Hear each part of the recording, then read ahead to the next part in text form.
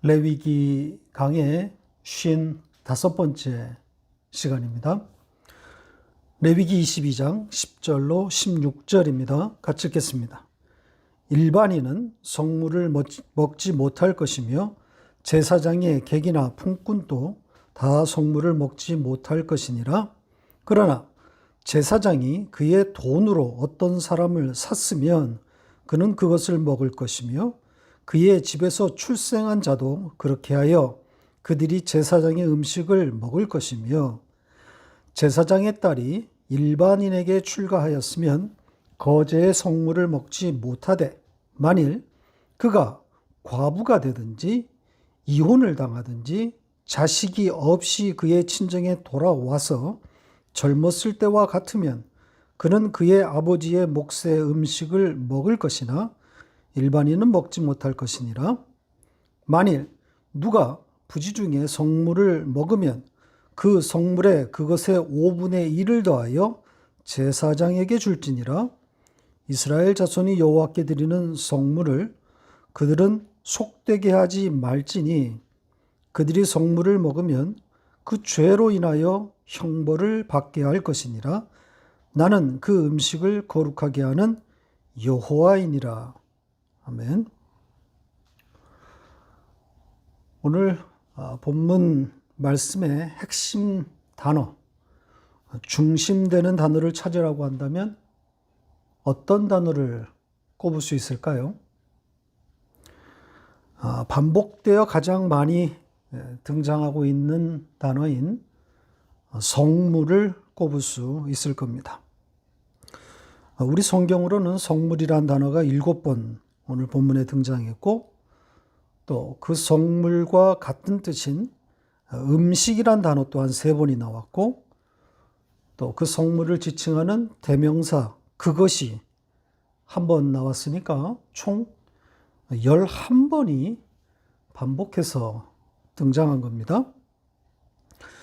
그리고 그 성물에 대해서 먹다라는 동사를 사용했습니다. 그러니까 먹을 수 있는 것으로 한정시켜 놓은 거죠. 따라서 성소와 관련된 음식을 지칭한 겁니다. 그렇다면 이 성물, 이 거룩한 것은 제사장이 받아먹는 음식이 되는 거죠. 그래서 오늘 본문에서도 제사장의 음식이다 이런 표현이 나온 겁니다. 그러니까 제사장이 받아먹는 그 음식을 지금 거룩이라고 말하고 있는 겁니다. 따라서 제사장은 거룩을 먹고 사는 자가 되는 거죠. 제사장은 아무 음식이나 먹으면 안 되는 자란 말입니다. 거룩을 먹고 사는 자입니다. 왜 그렇습니까? 제사장은 하나님의 택한 백성을 예표하는 사람이기 때문인 거죠. 하나님의 백성은 다른 음식, 다른 양식을 먹으면 안 되는 자들입니다. 하나님의 백성의 일용할 양식은 말씀이신 예수 그리스도입니다. 그래서 주님께서 가르쳐 주신 기도에도 그 양식을 구하라고 하신 것 아니겠습니까? 마태복음 6장 11절 같이 읽겠습니다. 오늘 우리에게 일용할 양식을 주시옵고, 여기에 일용할 양식이란 육신의 양식이 아니라 진리이신 예수 그리스도 자신을 뜻하고 있는 겁니다. 예수를 받아 먹으라는 뜻입니다. 보세요. 마태복음 26장 26절 같이 읽겠습니다. 그들이 먹을 때에 예수께서 떡을 가지사 축복하시고 떼어 제자들에게 주시며 이르시되 받아서 먹으라, 이것은 내 몸이니라 하시고, 성찬식 때마다 대하게 되는 말씀이지요.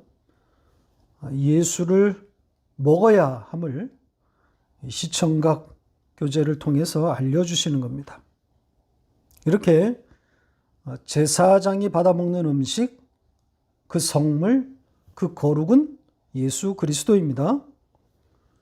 그래서 이 음식에 대해서 까다로운 규정이 등장하는 겁니다.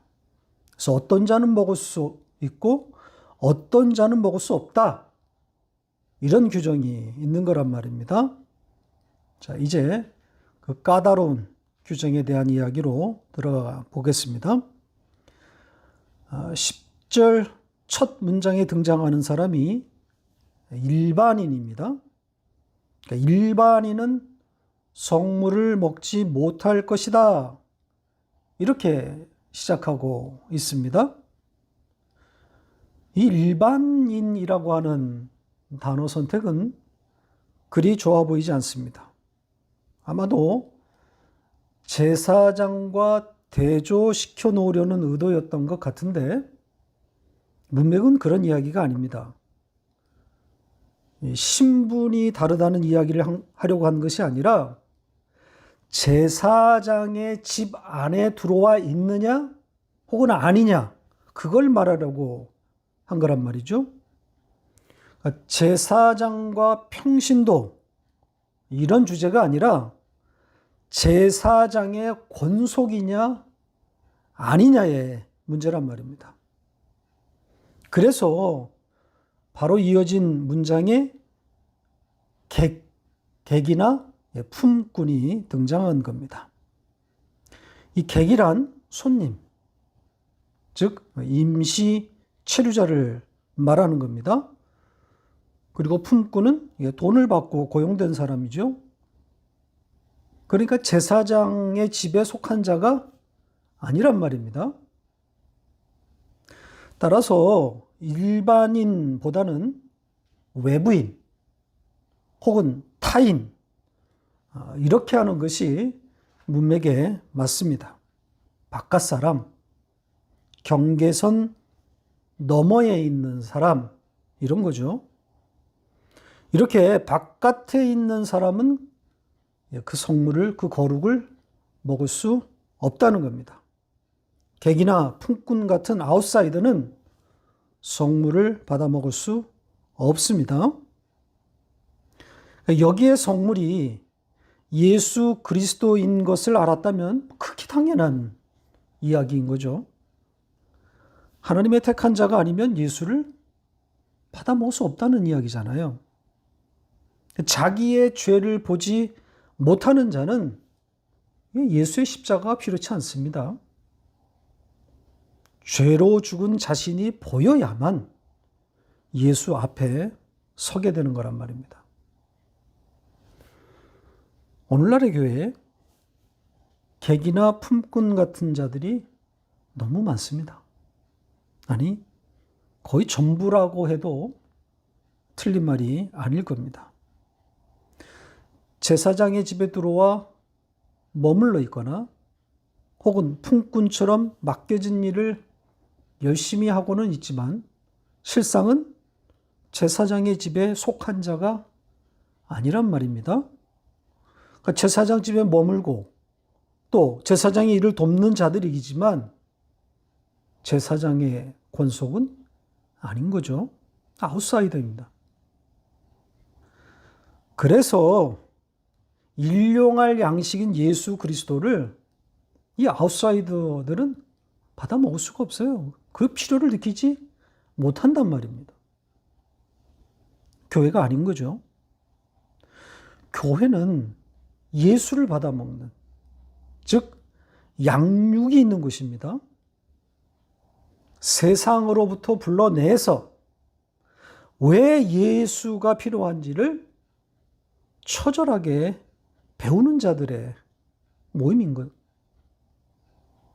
교회는 세상 속으로 침투해 들어가는 기관이 아닙니다. 세상을 변화시키는 것을 목표로 하지 않아요. 그래서 전도는 근본적으로 하나님의 택한 백성을 향하는 것이 맞습니다. 세상을 설득하는 게 아니란 말이죠. 세상은 절대 설득당하지 않습니다. 복음 앞에 무릎 꿇지 않아요. 이 택한 백성을 찾아가는 것이, 그들을 향하는 것이 보기에는 매우 소극적인 그런 전도처럼 보여도 그것이 맞습니다. 하나님의 택한 백성은 반드시 하나님의 때가 되면 복음이 들리게 돼 있습니다. 그때에 우리가 사용되는 거란 말이죠. 그러므로 전도는 설득이 아니라 선포고 선언인 겁니다. 자, 다음 절로 넘어가죠. 이 11절은 10절과 대조를 이룹니다. 이번에는 제사장의 집에 속한 자들에 대한 이야기입니다. 따라서 이들은 그 성물을, 그 거룩을 먹을 수 있는 자들인 거죠. 자, 어떤 자들이 제사장의 집에 속한 자인지 두 가지 경우가 등장하고 있습니다. 아주 중요한 내용입니다. 첫째는 제사장이 자기의 돈을 지불해서 그 사람을 샀을 때입니다. 자, 원문의 뜻을 그대로 살리면 자기의 돈으로 그들을 소유했다입니다. 여기 지금 사다로 이 번역된 단어, 이 단어의 원뜻은 소유하다입니다. 얻다. 자, 이 단어가 사용된 문장을 하나 좀 보고 갈까요? 창세기 14장 19절 같이 읽겠습니다. 그가 아브라함에게 축복하여 이르되 천지의 주제이시요 지극히 높으신 하나님이여 아브라함에게 복을 주옵소서. 여기 하나님을 천지의 주제 이렇게 했는데 이 주제의 뜻이 뭔지 아십니까? 뜻이 잘 안 들어오는 단어지요. 소유자란 뜻입니다. 그 오늘 본문에 이 샀다, 사다로 번역된 바로 그 같은 단어입니다. 하늘과 땅을 소유한 하나님 이런 뜻입니다. 따라서 오늘 본문 말씀은 돈을 지불해서 그 사람을 소유하게 되었다 이런 말입니다. 그렇게 제사장의 소유가 된 자는 그 성물 거룩을 받아먹게 된다는 겁니다. 자, 여기에 아주 중요한 두 개념이 등장했죠. 하나는 돈, 하나는 소유입니다. 그러니까 대가를 지불하고 그 사람을 소유했다는 거잖아요. 그러니까 대속의 의미를 고스란히 담고 있는 것 아니겠습니까? 예수가 대가로 지불되고 하나님의 소유된 백성이 된 바로 그런 이야기가 되는 거란 말입니다. 베드로전서 2장 9절 같이 읽겠습니다. 그러나 너희는 택하신 족속이요 왕 같은 제사장이요 거룩한 나라요 그의 소유가 된 백성이니 이는 너희를 어두운 데서 불러내어 그의 기이한 빛에 들어가게 하신 이의 아름다운 덕을 선포하게 하려 하심이라. 여기 하나님의 소유된 백성이라고 하지 않습니까? 당신의 아들을 담보물로 주고 얻은 자라는 거죠. 객이나 품꾼은 안 됩니다. 그들은 성물에 손댈 수 없습니다. 오로지 돈으로 사서 소유된 자들만 성물 그 거룩을 받아먹을 수 있습니다. 자, 한 가지 더, 두 번째 내용, 제사장의 음식을 받아먹을 수 있는 제사장에게 속하게 되는 그 이야기를 또 해보죠. 이 제사장의 집에서 출생한 자는 그 성물을 먹을 수 있다. 이렇게 되어 있습니다. 어찌 보면 당연한 이야기입니다. 그 집에서 태어났다고 하는 것은 제사장의 후손이라는 이야기니까 따라서 제사장의 집에 속한 자가 맞는단 말입니다. 근데 여기에 아주 중요한 그 다음에 나오는 내용, 이어진 다음 절이 중요합니다. 그 집에서 태어났지만 출가한 딸, 그녀가 그 성물을 먹을 수 있느냐 하는 이야기가 아주 장황하게 기록되어 있습니다.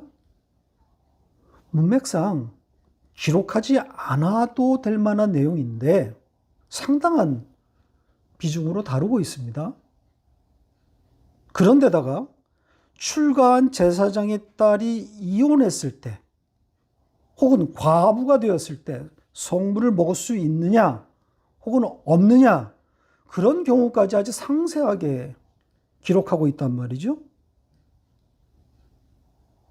가볍게 읽어서는 안 되는 내용입니다. 성물과 관련해서 아주 중요한 의미를 담아 놓았기 때문입니다. 성경에 필요 없는 이야기가 어디 있겠어요? 우리가 몰라서 그런 거지. 허접한 내용 같이 보일지라도 기록이 되었을 때는 분명 의미를 담아 놓은 겁니다. 출가한 이 제사장의 딸 이야기를 좀 들여다보겠습니다. 첫째 내용은 일반인에게 출가한 딸은 성물을 먹을 수 없습니다. 여기 일반인은 아까 말한 것처럼 제사장의 집에 속하지 않은 외부인, 타인을 말하는 겁니다. 그런 아웃사이더와 결혼한 제사장의 딸은 그 거룩 성물에 손을 댈 수가 없습니다. 좀 해석을 덧붙이면 외부인과 결혼했다고 하는 것은 그 외부인에게 속했다는 것 아니겠습니까? 외부인의 씨를 받은 여인이란 말이죠. 그래서 성물을 받지 못하는 겁니다. 자, 이 둘째 내용이 흥미롭습니다. 제사장의 딸이 과부가 되었거나 혹은 이혼하게 되었을 때 과연 성물을 받아 먹을 수 있느냐 혹은 없느냐, 이 이야기입니다. 자, 내용이 조금 복잡합니다. 13절을 다시 한번 보겠습니다. 같이 읽겠습니다. 만일 그가 과부가 되든지 이혼을 당하든지 자식이 없이 그의 친정에 돌아와서 젊었을 때와 같으면 그는 그의 아버지의 몫의 음식을 먹을 것이나 일반인은 먹지 못할 것이니라. 자, 여기에 중요한 포인트가 있습니다. 자식이 없이 라는 표현입니다. 그러니까 자식이 없는 상태로 과부가 되었거나 이혼을 했으면 생물을 먹을 수 있다는 이야기죠. 자식이 있고 없고가 기준으로 제시되어 있습니다. 역시 씨의 이야기인 거죠. 자식이라고 번역된 단어가 씨, 제라입니다. 그 앞뒤 문맥으로 볼 때 여기에 씨는 일반인의 씨를 말하고 있는 겁니다. 그러니까 외부인의 씨를 받아 자식을 낳은 제사장의 딸은 성물을 받을 수가 없습니다. 그러니까 여기서 그녀가 과부인지 이혼녀인지 이거는 그리 중요하지가 않습니다. 오로지 기준은 씨입니다. 외부인의 씨를 가졌느냐 아니냐의 문제란 말이죠. 그러니까 외부인의 씨를 가진 제사장의 딸은 외부인 취급을 하는 겁니다. 그래서 13절 마지막 절에 이런 내용이 반복되어 나오는 겁니다. 다시 보시죠. 그렇죠? 일반인은 먹지 못할 것이니라. 그 제사장의 딸이, 그 일반인의 씨를 가진 그 딸이 그녀 역시 일반인이라는 이야기를 담고 있는 겁니다. 14절로 넘어갑니다. 이번 내용은 부지 중에 성물을 먹은 자에 대한 이야기입니다. 어떤 남자가 부지 중에 성물을 먹었다면 그것의 5분의 1을 더해서 제사장에게 갖다 주어라. 이런 내용입니다. 해석하기가 몹시 까다롭고 어려운 내용입니다. 무엇보다도 이 처벌 내용이 너무 가볍기 때문입니다. 5분의 1만 더해서 제사장이 갖다 주면 다란 말입니다. 자, 일단 내용부터 좀 정리해 보겠습니다. 여기 부지중이다 이렇게 번역된 단어는 보통 실수로 죄를 저질렀다 이렇게 해석되고 있는 단어입니다. 그런데 원뜻은 실수에 의한 죄 이런 의미가 들어있지 않습니다. 그냥 비뚤게 가다 혹은 잘못 가다 이게 원뜻이에요. 그래서 이 뜻에서 죄를 짓다, 죄 이렇게 의미가 확대된 겁니다. 그러니까 부지중, 실수, 과오 이런 뉘앙스가 없는 단어예요. 그런데 이 원뜻대로 그냥 잘못했다, 죄를 졌다, 그래서 성물에 손을 댔다 이렇게 해버리면 문맥상 아주 곤란한 내용이 되기 때문에 번역자들이 해석을 곁들여서 부지중에 행한 죄 이렇게 첨가한 겁니다. 지금 이 14절 문장에서도 그냥 성물을 먹는 죄를 지었다 이렇게 해버리면 그 처벌이 너무 약하단 말이죠. 성물을 먹어버린 과오, 실수가 아닌 그냥 성물을 먹어버린 그런 죄를 지었는데도 그냥 5분의 1만 더해서 제사장에게 가져다 주면 되는 것이니까 얼마나 가벼운 처벌입니까? 그래서 부지중에 지은 것이다 이렇게 첨가해 놓은 겁니다. 그래야만 문맥에 맞아 보이니까요. 이 부지중이 아니라고 그냥 성물에 그냥 손을 댔다 그러면 거의 죽음 아닙니까? 자, 아무튼 우리 성경의 이 번역대로 해석대로 부지중이 되었든 아니면 원문의 취지대로 그냥 성물에 손을 댄 그런 죄를 지었든 5분의 1을 더해서 갚으면 되는 이 규정, 이건 어떤 경우라도 너무 가벼운 처벌이면 틀림없습니다. 그 앞의 내용과도 사실 잘 맞지 않는단 말이죠. 줄곧 성물에 대해서, 이 제사장의 음식에 대해서 엄격하고 까다로운 규정들이 계속 등장했었는데 이 끝부분에 와가지고 그냥 5분의 1 규정이 나와버리니까 이게 사실 좀 당황스럽고 문맥이 안 맞는단 말이죠. 자, 그런데 해석의 실마리는 다른 말씀에서 발견됐습니다. 이 단어를 쭉 하다 보니까 같은 레위기에 이런 말씀이 있습니다. 보시죠. 우리가 이미 봤던 내용이기도 합니다. 레위기 5장 15절로 16절 같이 읽겠습니다. 누구든지 여호와의 성물에 대하여 부지중에 범죄하였으면 여호와께 속건제를 드리되 네가 지정한 가치를 따라 성소의 세겔로 몇 세겔 은에 상당한 흠없는 숫 양을 양떼 중에서 끌어다가 속건제로 드려서 성물에 대한 잘못을 보상하되 그것에 5분의 1을 더하여 제사장에게 줄 것이요 제사장은 그 속건제의 숫 양으로 그를 위하여 속죄한 즉 그가 사함을 받으리라. 같은 단어가 사용된 그런 문장입니다. 여기서도 5분의 1 규정이 나옵니다. 그렇죠? 같은 내용이죠. 그런데 오늘 본문과 다른 내용이 있습니다. 뭡니까? 속건제를 드리라는 내용입니다. 참고로 속건제라는 용어는 없다 그랬죠. 그냥 죄란 뜻입니다. 직역하니까 죄를 여호와께 드리는 겁니다. 약간의 해석을 더하면 여호와께 드리는 죄의 제물 이런 의미입니다. 자, 아무튼 5분의 1을 더해서 제사장에게 돌려주기 전에 먼저 제물을 올려야 됩니다. 죄의 제물을 올려야 되는 거죠.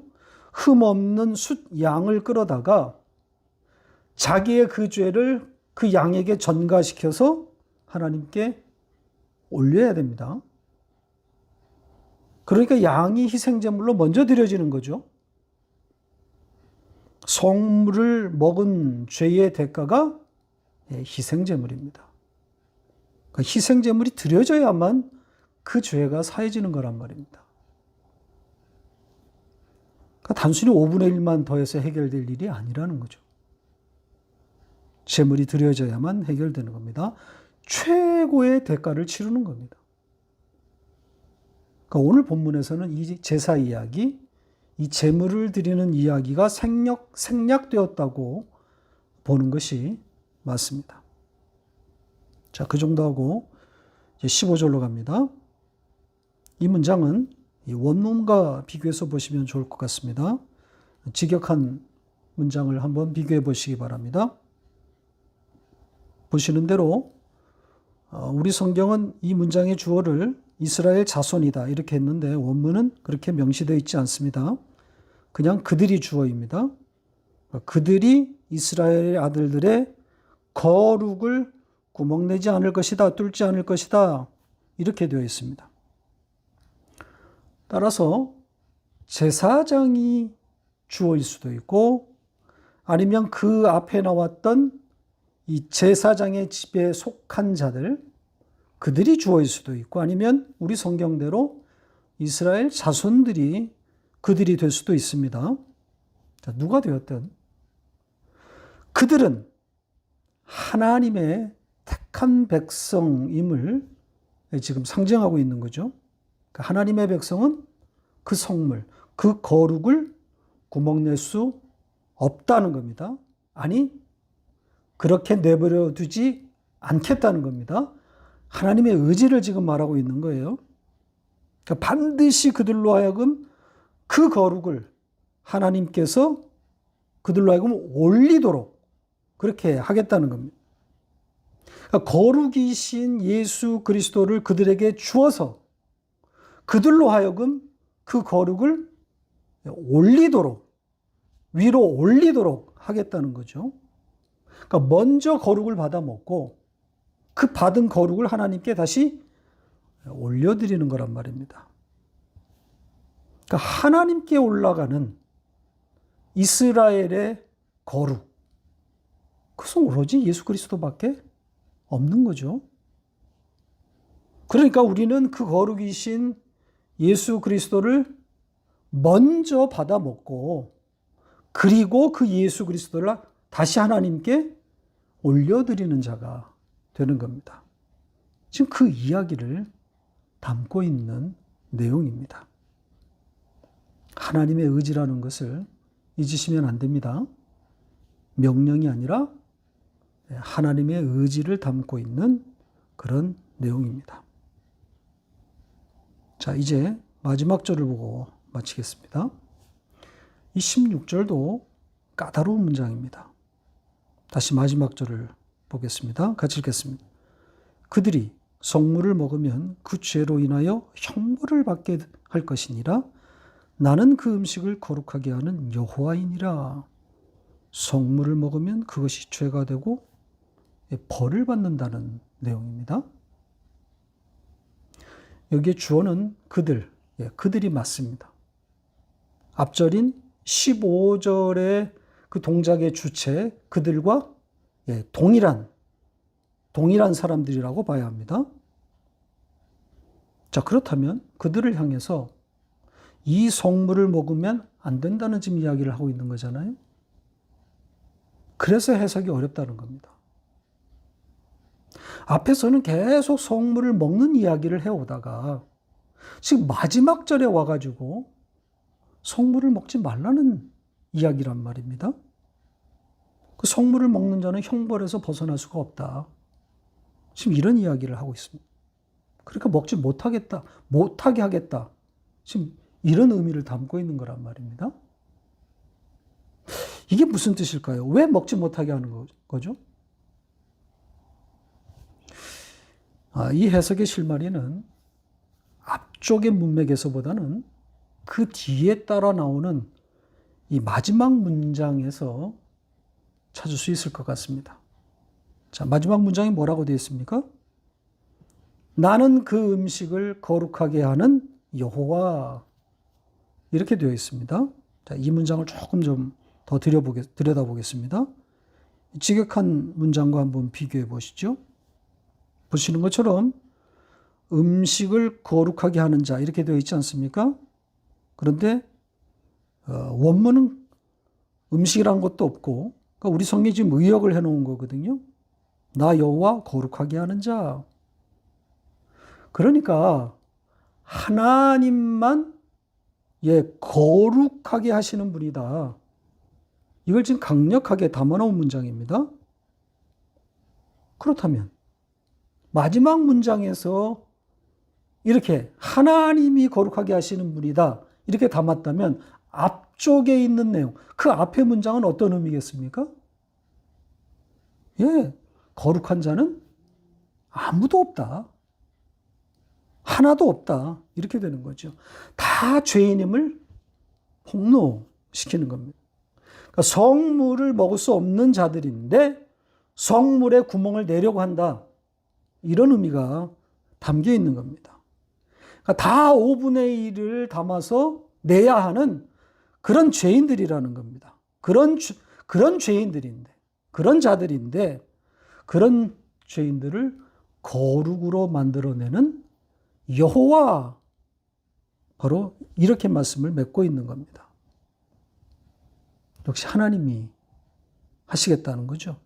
하나님의 의지의 표명인 겁니다.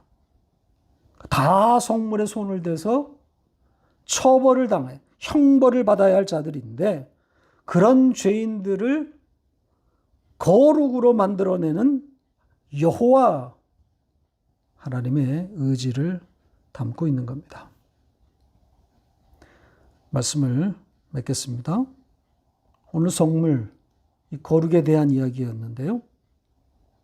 여러분은 거룩 안에, 진리 안에서 거룩이 된 자들입니다. 거룩하게 하시는 하나님께서 여러분 안에서 그 일을 행하신 거죠. 이 거룩에 대해서 요한복음 17장은 이렇게 말하고 있습니다. 같이 읽겠습니다. 요한복음 17장 17절로 19절. 그들을 진리로 거룩하게 하옵소서. 아버지의 말씀은 진리니이다. 아버지께서 나를 세상에 보내신 것 같이 나도 그들을 세상에 보내었고 또 그들을 위하여 내가 나를 거룩하게 하오니 이는 그들도 진리로 거룩함을 얻게 하려 함이니이다. 아들이 아버지께 구하는 기도 중의 일부입니다. 그러니까 당신이 달릴 십자가를 앞에 두고 그 십자가의 의미를 담고 있는 말씀이기도 합니다. 당신이 당신 스스로를 거룩하게 한다는 표현이 있지 않습니까? 십자가로 인해서 당신이 거룩하게, 예수 그리스도가 거룩하게 된다고 하는 그런 의미로 보여집니다. 그렇게 십자가로 인해 완성되는 그 거룩을 당신의 백성들에게 전가시켜달라고 하는 기도인 겁니다. 그래서 진리 안에서의 거룩이라고 말하고 있는 겁니다. 우리 성경은 지금 전부 진리로 거룩하게 된다. 진리로 이렇게 지금 했는데 아닙니다. 전부 진리 안에서입니다. 진리 안에서의 거룩입니다. 그러니까 말씀이신, 로고스이신 예수 그리스도 안에서의 거룩, 이렇게 말하고 있습니다. 그러니까 오늘 본문에 이 거룩하게 하시는 그 여호와, 오늘 레위기 마지막 절에 그 거룩하게 하시는 여호와란 당신의 아들을 십자가에 달아서 그 대가를 지불함으로 이루어지는 그 거룩을 담고 있는 말씀이라고 할 수 있습니다. 엄청난 내용인 거죠. 아들을 죽여서 이루시는 아버지의 처절한 사랑인 겁니다. 자, 그 사랑을 표현한 아가서의 말씀을 읽고 마치겠습니다. 아가서 8장 6절로 7절 같이 읽겠습니다. 사랑은 죽음같이 강하고 질투는 수월같이 잔인하며 불길같이 일어나니 그 기세가 여호와의 불과 같으니라. 많은 물도 이 사랑을 끄지 못하겠고 홍수라도 삼키지 못하나니 사람이 그의 온 가산을 다 주고 사랑과 바꾸려 할지라도 오히려 멸시를 받으리라. 아멘.